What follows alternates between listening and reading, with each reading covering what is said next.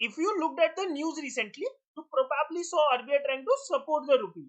New measures, more foreign investment, more dollars coming into India. Everything sounded positive. So, here is the question. If RBI is trying to save the rupee, why is the rupee falling again? Because the RBI is only one player in a much bigger game.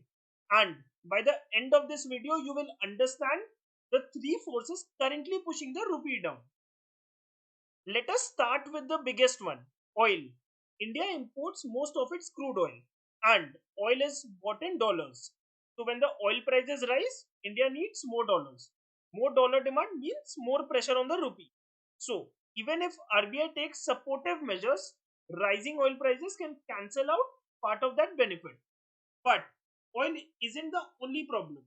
The second force is the global money. Foreign investors constantly move money around the world. If US interest rates look attractive, global investors often move money towards the dollar assets. That increases the demand for dollars and again puts pressure on currencies like the rupee. Now comes the third force, expectations. Many people think currencies move because of what happened today. That is not true.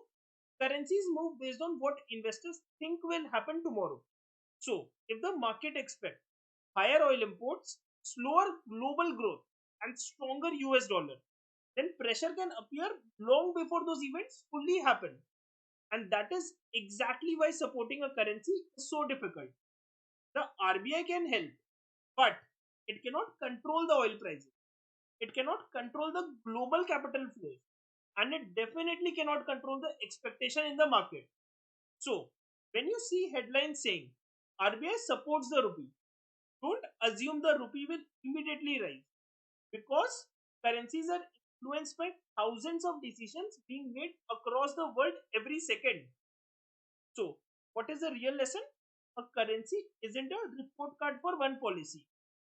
It is the result of constant tug of war between domestic strength and global forces.